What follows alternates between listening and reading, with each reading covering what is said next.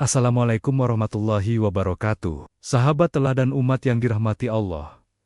Pernahkah kita membayangkan seorang raja yang menaklukkan banyak negeri, tetapi hatinya tetap tunduk hanya kepada Allah? Seorang penguasa yang bisa menghancurkan musuh dengan pasukan besar, namun memilih menegakkan keadilan dan melindungi orang lemah. Inilah kisah tentang seorang hamba saleh yang disebut dalam Al-Quran dengan nama Zulkarnain. Sosok yang penuh misteri, namun syarat pelajaran iman. Sebagian ulama berpendapat bahwa Zulkarnain adalah Iskandar yang agung. Sementara yang lain mengatakan, cukup bagi kita untuk yakin bahwa ia adalah hamba Allah yang diberi kekuasaan besar dan hati yang bertakwa. Di balik kejayaannya, Zulkarnain selalu menyadari bahwa semua kekuatan hanyalah titipan dan ujian dari Allah Subhanahu wa Ta'ala. Sejak muda, ia dikenal sebagai pemuda yang cerdas, berani, dan tidak mudah terpedaya oleh gemerlap dunia. Ia belajar dari para guru terbaik di zamannya tentang strategi perang, tata negara, dan ilmu pengetahuan yang bermanfaat bagi rakyatnya. Namun lebih dari semua itu, ia mempelajari makna tawakal, ikhlas, dan takut kepada Allah yang menguasai langit dan bumi. Ketika akhirnya ia diangkat menjadi raja, ia tidak menjadikan takhta sebagai alasan untuk sombong dan menindas. Ia justru semakin sering menyendiri di waktu malam, bermunajat kepada Allah agar dituntun di jalan yang lurus. Zulkarnain memahami bahwa kekuasaan tanpa petunjuk wahyu hanya akan melahirkan kezaliman dan kehancuran. Karena itu ia selalu memulai kebijakan dengan istighfar dan doa, bukan hanya dengan perhitungan strategi manusia. Pada suatu masa, Allah membukakan jalan baginya untuk memimpin pasukan besar, melakukan perjalanan ke arah barat. Negeri-negeri di barat terkenal liar, kacau, dan dipenuhi penguasa zalim yang menindas rakyatnya sendiri. Pasukan Zulkarnain terdiri dari prajurit-prajurit yang terlatih, tetapi juga hati-hati yang penuh zikir dan ketaatan. Mereka bukan sekadar tentara, melainkan hamba-hamba Allah yang menjadikan jihad sebagai bentuk pengabdian, bukan alat kesombongan. Di setiap perjalanan, Zulkarnain tidak hanya memberi perintah perang, ia juga memberi nasihat kepada pasukannya. Pada malam hari, ketika api unggun menyala di tengah perkemahan, ia mengingatkan mereka bahwa kemenangan berasal dari ketaatan, bukan semata-mata dari kekuatan pedang. Ia berkata kepada pasukannya bahwa jika mereka menolong agama Allah, maka Allah akan menolong mereka dan meneguhkan kedudukan mereka. Perjalanan panjang menuju barat melewati padang pasir yang luas, lembah-lembah yang curam, dan sungai-sungai besar yang sulit diseberangi. Namun di setiap rintangan, Zulkarnain selalu memerintahkan pasukannya untuk bersabar dan banyak berdoa. Baginya, setiap kelelahan di jalan Allah akan diganti dengan kenikmatan yang jauh lebih besar di akhirat kelak. Akhirnya mereka sampai di sebuah negeri di ujung barat yang digambarkan Al-Quran sebagai tempat terbenamnya matahari. Di sana Zulkarnain mendapati suatu kaum yang hidup dalam kekacauan dan ketidakadilan. Sebagian dari mereka adalah para penindas yang kuat dan kejam,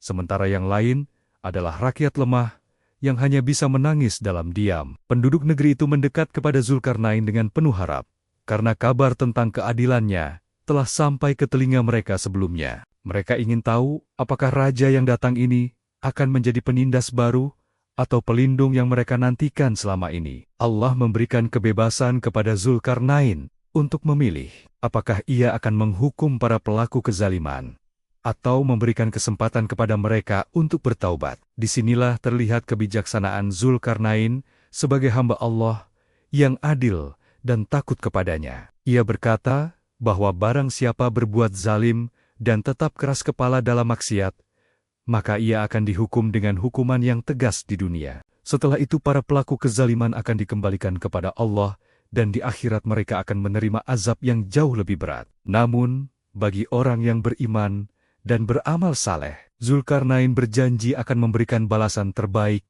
dan perlakuan yang mulia. Keputusan ini menunjukkan bahwa kekuasaannya tidak berdiri di atas hawa nafsu, melainkan di atas rasa takut kepada Allah dan kecintaan pada keadilan. Di negeri itu Zulkarnain menata kembali hukum, membongkar sistem yang korup, dan mengangkat orang-orang jujur untuk memimpin.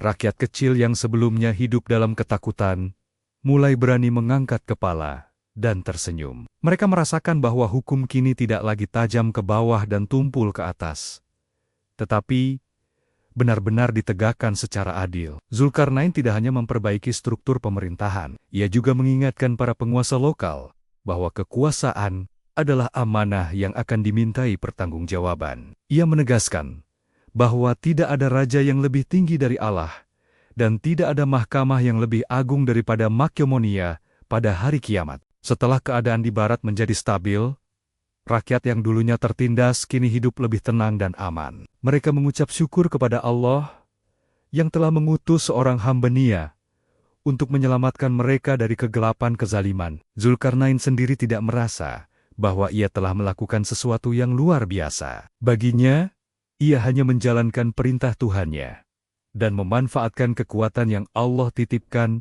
untuk menegakkan kebenaran. Di saat banyak raja lain mabuk oleh pujian dan sanjungan, Zulkarnain justru semakin merendahkan diri di hadapan Allah. Ketika malam tiba dan semua orang tidur, ia bangun untuk syalat dan memohon agar tidak terpikat oleh dunia yang fana. Ia selalu mengingat bahwa sekuat apapun seorang raja, ia tetap lemah di hadapan kehendak Allah yang Maha Perkasa. Dari perjalanan ke barat ini, Zulkarnain belajar bahwa kekuatan sejati bukanlah menaklukkan negeri, tetapi menaklukkan ego dan hawa nafsunya sendiri. Kisahnya mengajarkan kita bahwa kekuasaan yang tidak diikat dengan iman hanya akan berubah menjadi bencana. Sahabat teladan umat, di zaman kita hari ini mungkin kita tidak memimpin pasukan seperti Zulkarnain, namun setiap kita memiliki lingkup kekuasaan, meski hanya atas diri sendiri, keluarga, atau amanah kecil di tempat kerja. Pertanyaannya, apakah kita menggunakan amanah itu untuk menolong yang lemah,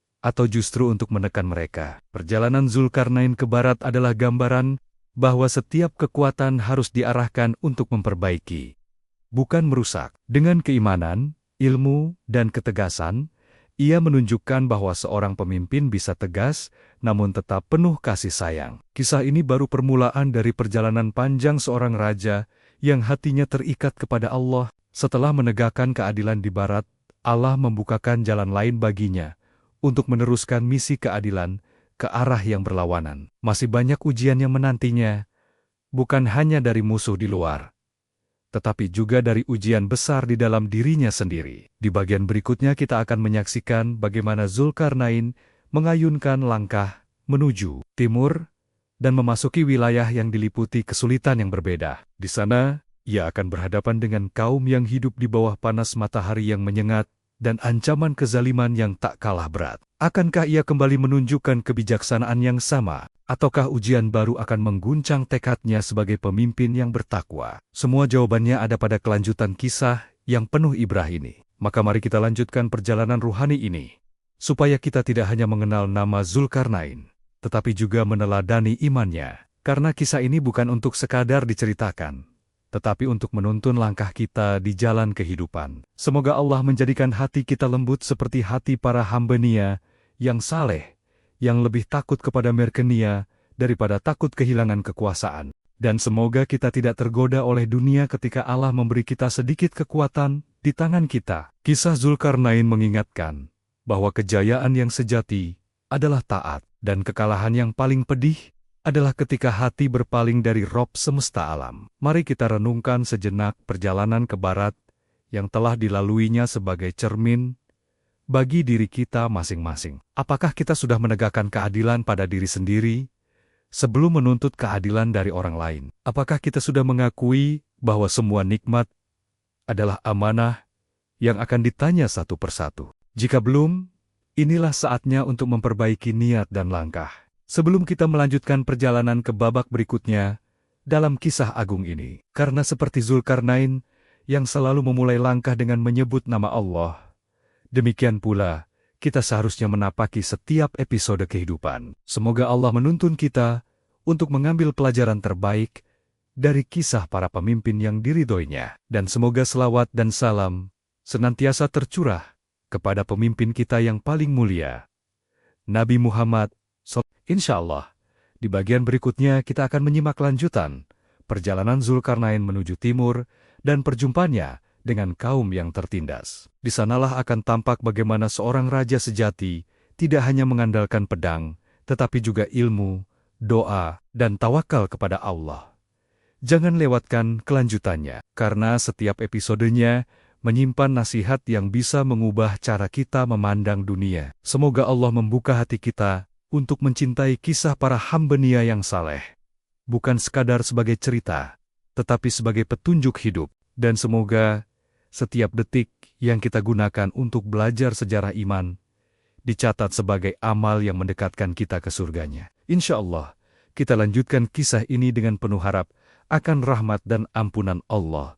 Wallahu alam bisyaf. Setelah menegakkan keadilan di negeri barat, Zulkarnain tidak berhenti berjuang. Ia menyadari bahwa selama masih diberi napas, tugasnya sebagai hamba Allah dan pemimpin umat belum selesai. Allah lalu membukakan jalan baginya untuk bergerak menuju timur, menapaki wilayah-wilayah baru yang belum pernah ia kenal sebelumnya. Kali ini perjalanan yang ditempuh jauh lebih panjang, melewati padang pasir yang tandus dan pegunungan yang menjulang tinggi. Pasukan dan rombongannya harus menghadapi panas yang menyengat di siang hari dan dingin yang menusuk tulang di malam hari. Namun, setiap kali kelelahan mulai menguasai, Zulkarnain mengingatkan mereka tentang pahala kesabaran di jalan Allah.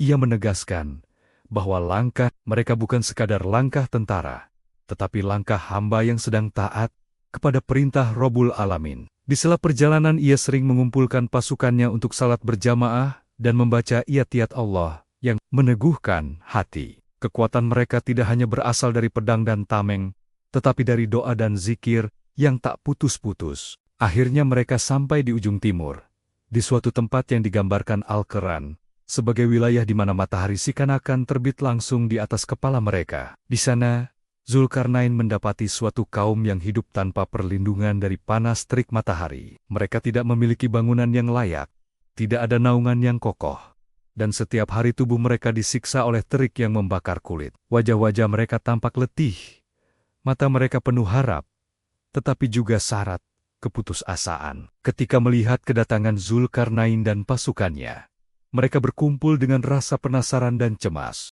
Mereka belum tahu apakah kedatangan pasukan besar itu akan membawa rahmat atau justru malapetaka baru. Zulkarnain memandang mereka dengan iba, menyadari bahwa tugasnya bukan hanya menaklukkan musuh, tetapi juga menolong manusia dari penderitaan. Sebagai pemimpin yang bertakwa, ia tidak tergesa-gesa mengambil keputusan. Ia mengamati keadaan mereka, mempelajari lingkungan, dan meminta pendapat para ahli yang menyertainya. Dengan pertolongan Allah, ia kemudian memerintahkan agar dibangun tembok-tembok perlindungan yang kokoh dari material yang ada di sekitar mereka. Para arsitek dan tukang bangunan segera bekerja, sementara rakyat diajak bergotong royong membangun rumah dan dinding pelindung. Zulkarnain tidak hanya memerintah dari kejauhan, ia pun turun melihat proses pembangunan dan memberikan semangat kepada para pekerja. Perlahan tetapi pasti, negeri yang tadinya hanya dipenuhi gubuk reot mulai berubah menjadi pemukiman yang lebih tertata. Anak-anak yang sebelumnya menangis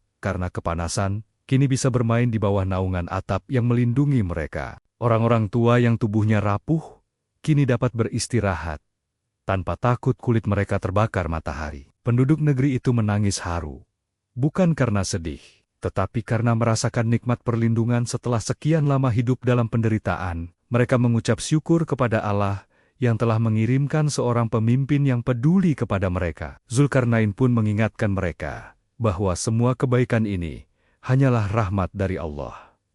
Ia melarang mereka berlebihan memujinya, karena ia takut pujian itu akan menyeretnya kepada kesombongan. Dari timur, Zulkarnain melanjutkan perjalanan lagi menuju satu wilayah lain yang kelak menjadi bagian paling terkenal dari kisahnya. Al-Quran menceritakan bahwa ia sampai di antara dua gunung yang tinggi, di mana terdapat suatu kaum yang hidup dalam ketakutan. Kaum itu berbicara dengan bahasa yang sulit dipahami.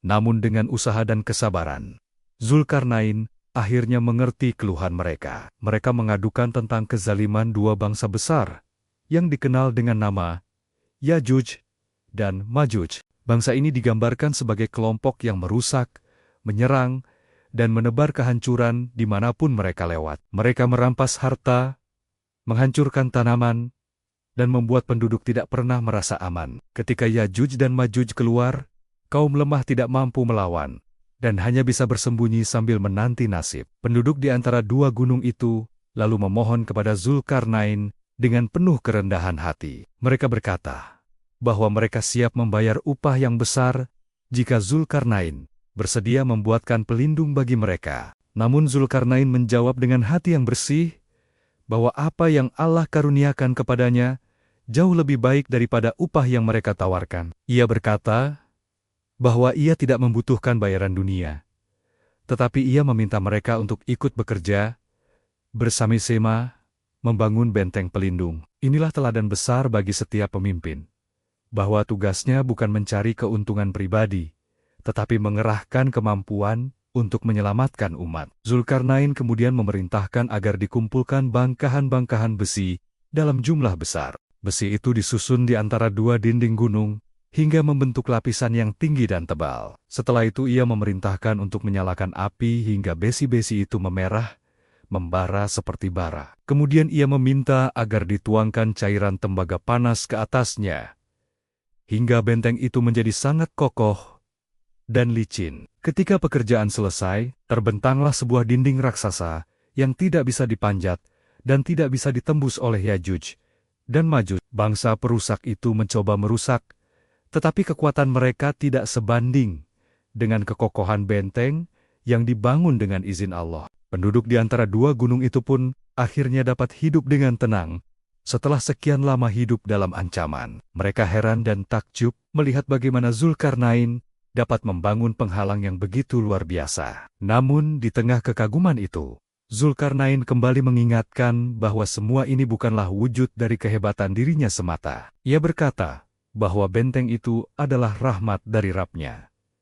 Dan jika suatu hari Allah menghendaki, benteng itu pun akan hancur dan janji Allah pasti akan datang. Perkataan ini menunjukkan bahwa meskipun ia telah membangun sesuatu yang sangat kuat, ia tetap sadar bahwa tidak ada yang kekal di dunia ini. Zulkarnain tidak terperdaya oleh karya besar yang ia hasilkan, karena ia tahu bahwa semua itu hanya sementara dan pada akhirnya akan lenyap. Inilah ciri hamba Allah yang sejati. Semakin besar amanah yang ia pegang, semakin besar pula rasa takutnya kepada hari perhitungan. Dengan selesainya benteng penghalang Yajuj dan Majuj, seolah-olah tugas besar Zulkarnain telah sempurna di mata manusia. Namun di mata Allah, perjalanan seorang hamba tidak selesai hanya dengan keberhasilan di dunia. Masih banyak ujian yang menunggu. Di antaranya ujian ketenaran, ujian pujian, dan ujian rasa ingin hidup selamanya. Sebagian riwayat yang masyhur di tengah kaum muslimin menyebutkan bahwa Zulkarnain pada suatu waktu sangat ingin menemukan Ainul Hayat, sumber air kehidupan. Dalam riwayat itu dikisahkan ia melakukan perjalanan ke bumi yang gelap bersama Nabi Khidir alaihissalam untuk mencari air yang bisa membuat hidup panjang. Kisah ini bukan bagian dari ayat yang pasti, tetapi banyak diceritakan oleh para ahli sejarah sebagai pelajaran tentang hakikat kehidupan, bahwa bahkan seorang raja besar yang telah menaklukkan timur dan barat pun pernah diuji dengan keinginan untuk hidup lebih lama di dunia. Namun pada akhirnya Allah menunjukkan bahwa kehidupan abadi bukanlah untuk raja di bumi, tetapi untuk hamba yang dikehendakinya di surga. Kisah benteng Yajuj dan Majuj, perjalanan ke timur, dan perjuangan membangun perlindungan bagi orang lemah meninggalkan jejak besar bagi sejarah umat manusia. Zulkarnain menjadi simbol kekuatan yang dipandu wahyu, ilmu yang disertai tawadu, dan kekuasaan yang dibingkai rasa takut kepada Allah. Sahabat teladan umat, dari bagian ini kita belajar bahwa kekuatan tidak boleh digunakan untuk menindas, tetapi untuk mengangkat penderitaan. Kita juga belajar bahwa kerja besar hanya akan kokoh jika dikerjakan bersama dengan semangat gotong royong dan rasa syukur kepada Allah. Dan yang terpenting, kita diajarkan untuk tidak pernah mengandalkan sesuatu yang tampak kokoh di dunia, karena semua itu hanya sementara. Di balik dinding yang kokoh sekalipun, manusia tetap membutuhkan perlindungan dari Allah yang Maha Kuasa. Jika Allah melepaskan perlindungannya, maka tidak ada dinding setebal apapun yang bisa menyelamatkan kita dari azab dan ujiannya. Maka marilah kita memohon kepada Allah agar menjadikan kita seperti Zulkarnain yang tidak terpedaya oleh kekuasaan. Seorang pemimpin yang ketika menolong orang lemah tidak menuntut upah, tetapi hanya berharap ridha Tuhannya. Di bagian berikutnya, kita akan menyimak akhir perjalanan hidupnya. Bagaimana ia berhadapan dengan hakikat kematian yang tidak bisa dihindari oleh siapapun. Kita akan melihat bagaimana seorang raja besar yang dulu mengguncang dunia, pada akhirnya tunduk di hadapan takdir Allah, seperti hamba-hamba yang lain. Semoga hati kita disiapkan untuk menerima pelajaran berharga tentang kefanaan dunia dan keabadian akhirat. Karena kisah ini tidak hanya berbicara tentang tembok besi dan pasukan yang gagah, tetapi tentang jiwa yang merendah ketika ajal datang menjemput. Insya Allah, dengan merenungi perjalanan ke timur ini, kita akan semakin sadar bahwa tugas orang mukmin bukan hanya membangun tembok fisik, tetapi juga tembok iman di dalam hati. Dan tembok iman itu hanya bisa kokoh jika dibangun dengan zikir, ilmu, ketaatan, dan keikhlasan dalam setiap amal. Semoga Allah menjauhkan kita dari sifat Yajuj dan Majuj yang suka merusak, dan menggantinya dengan sifat hamba yang menebar kebaikan. Karena di akhirat kelak, yang akan menyelamatkan kita bukan kekuatan besi, melainkan kekuatan tauhid dan amal saleh. Insya Allah, di bagian terakhir nanti, kita akan menutup kisah ini dengan renungan tentang detik-detik wafatnya sang raja dan warisan nasihat yang ditinggalkannya. Wallahu alam bishawab. Wallahu alam bisyawab. Sahabat teladan umat yang dirahmati Allah, setiap kisah besar selalu berakhir dengan sebuah pelajaran yang lebih besar. Demikian pula dengan kisah Zulkarnain yang penuh kejayaan, perjalanan jauh, dan amanah kekuasaan yang luas. Sebagian riwayat menyebutkan bahwa di tengah perjalanan panjangnya, ia pernah diuji dengan keinginan untuk menemukan Ainul Hayat, sumber air kehidupan. Dikisahkan bahwa Allah mengutus malaikat untuk menyampaikan bahwa di suatu tempat yang sangat gelap, terdapat mata air yang jika diminum akan membuat seseorang hidup sangat panjang. Zulkarnain mendengar kabar itu dengan hati yang berdebar.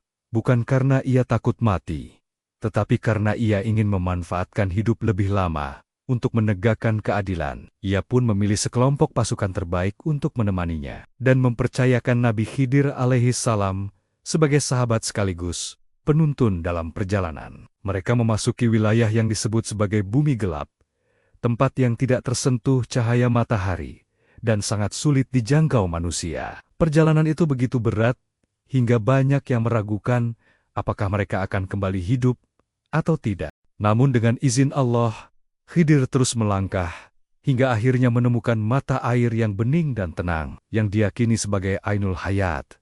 Dalam riwayat disebutkan bahwa Khidir meminum air itu sehingga Allah panjangkan usianya sampai waktu yang dikehendakinya. Adapun Zulkarnain, ia tidak mendapatkan kesempatan meminumnya.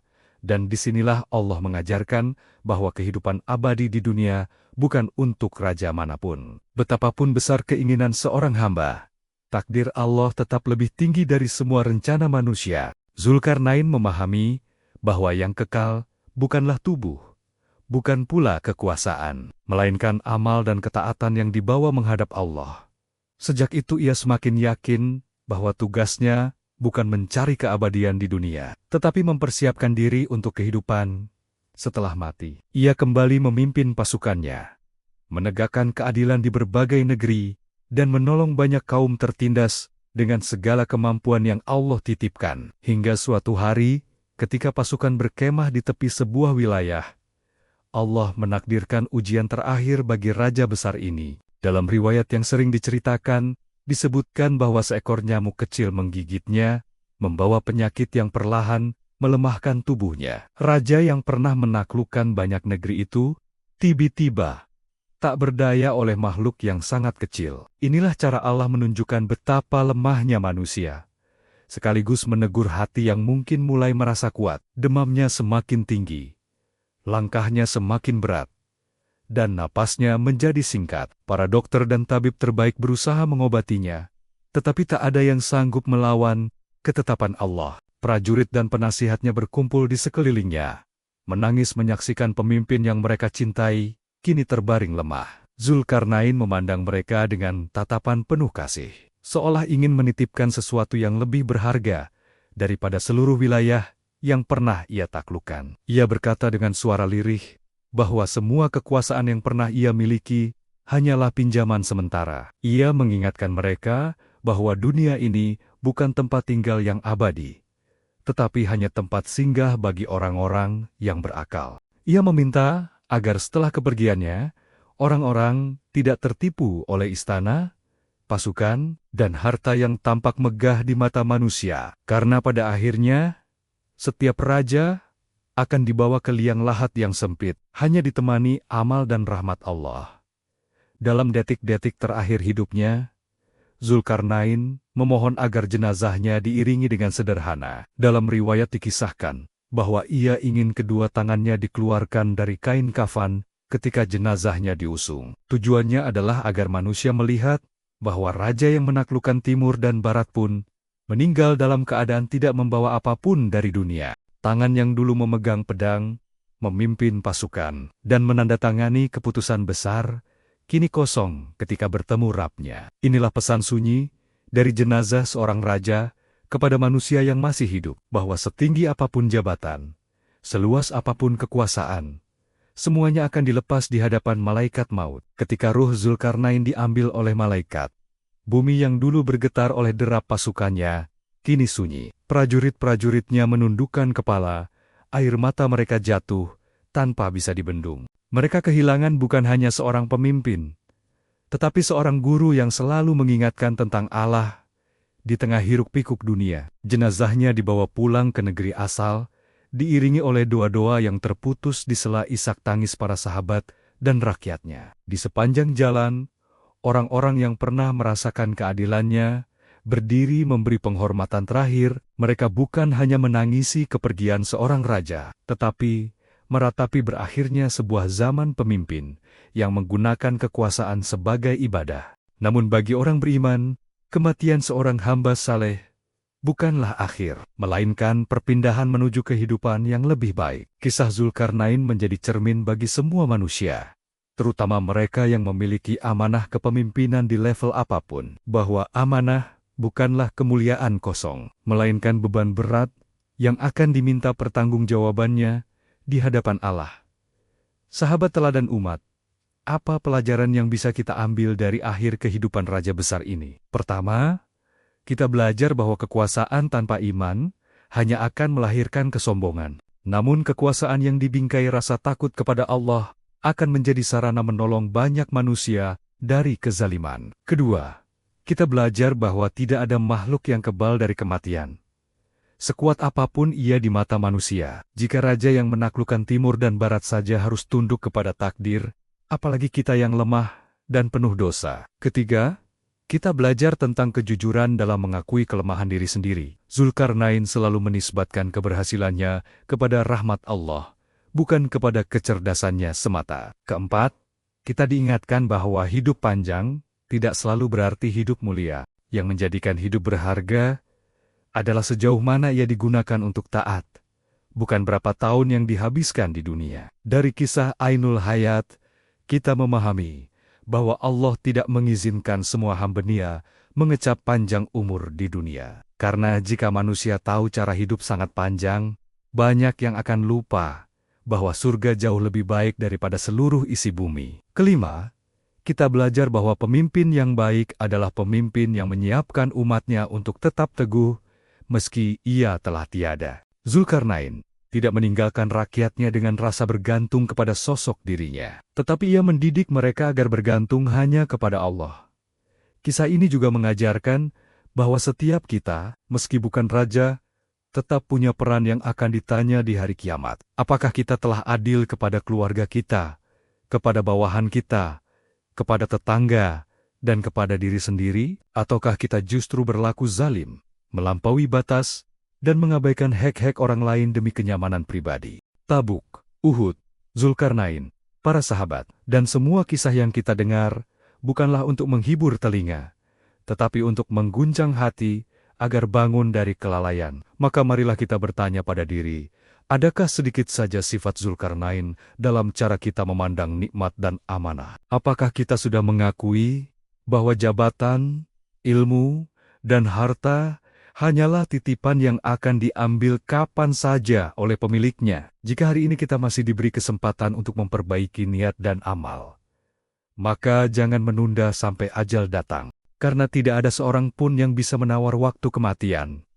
Sebagaimana Zulkarnain pun tidak bisa. Sahabat teladan umat, sebelum kita menutup kisah ini, mari jadikan momen ini sebagai waktu untuk memperbanyak istighfar. Marilah kita memohon kepada Allah agar tidak menjadikan kita pemimpin yang zalim, meski hanya atas diri sendiri. Kita meminta kepo dunia, agar jika suatu hari kita diberi kekuasaan, kita gunakan untuk menegakkan kebenaran, bukan menuruti hawa nafsu. Kita juga memohon agar Allah menutup hidup kita dengan husnul khotimah.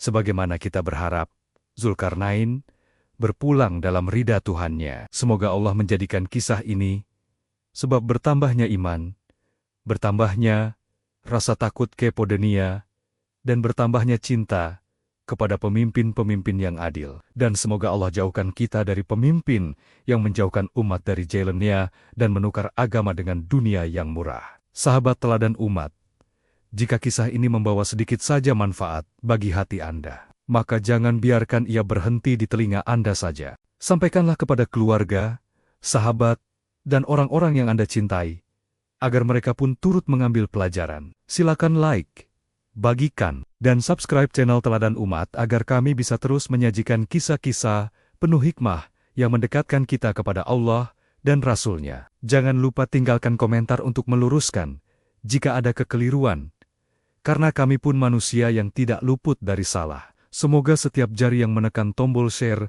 menjadi saksi kebaikan di hadapan Allah pada hari ketika tidak bermanfaat lagi harta dan anak-anak. Akhirnya, marilah kita tutup dengan doa agar Allah mengumpulkan kita bersama para pemimpin yang adil dan hamba-hamba-Nya yang saleh di surganya kelak. Subhanakallahumma wa bihamdik, asyhadu alla ilaha illa anta, astaghfiruka wa atubu ilaik. Wassalamualaikum warahmatullahi wabarakatuh. Wallahu alam bisyawab.